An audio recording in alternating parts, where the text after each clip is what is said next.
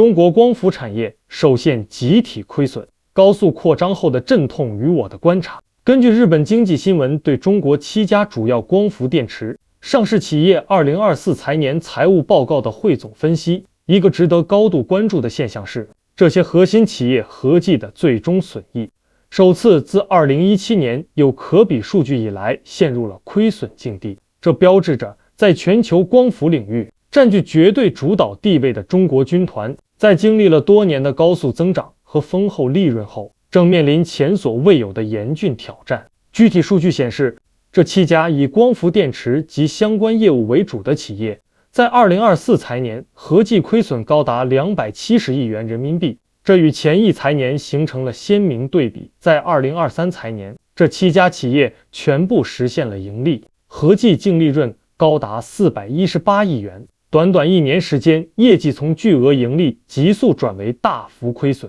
变化之剧烈令人警醒。即便是全球光伏市场份额排名靠前的中国企业也未能幸免。报道指出，包括全球第2大制造商隆基、绿能在内的5家企业出现了巨额亏损，而即便是在行业内相对表现较好的企业，也遭遇了盈利能力的巨大侵蚀。例如晶科能源，其利润大幅下滑了 98%。 日经新闻分析认为，导致这一局面出现的主要原因是，中国企业在全球市场的主导地位下，由于普遍存在的产能过剩，引发了激烈的市场竞争和产品价格下跌，最终恶化了整体盈利状况。我的观点，结合上述的报道，我认为中国光伏产业这次首度面临的集体亏损，绝非简单的市场周期波动，而是深层次结构性矛盾在特定阶段的集中爆发。首先，规模至上的发展模式遭遇了瓶颈。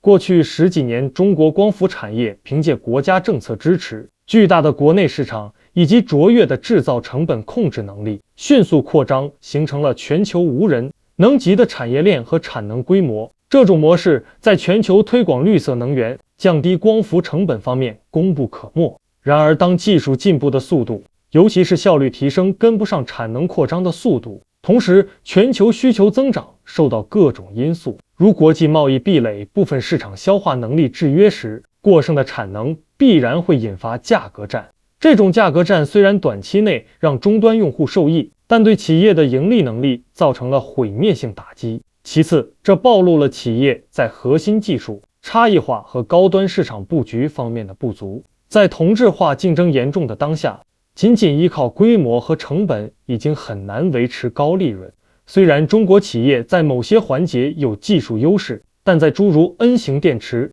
钙钛矿电池等下一代技术产业化，以及在分布式、储能一体化解决方案等高附加值领域，还需要进一步的突破和市场培育。第三，集体亏损可能也是行业整合和优胜劣汰的信号。亏损压力将迫使一部分技术落后、成本控制不力或财务状况不佳的企业退出市场，有助于优化产业结构，让资源向更具竞争力的企业集中。从长远看，这对于中国光伏产业的健康发展可能是必要的阵痛。最后，我们也不能忽视国际贸易环境变化的影响。随着中国光伏产品在全球市场的份额不断提升，其他国家出于保护本土产业或能源安全的考虑，可能会采取更多贸易限制措施，这也会进一步压缩中国企业的海外市场空间和盈利能力。总而言之，中国光伏巨头的集体亏损是高速扩张后必须面对的严酷现实。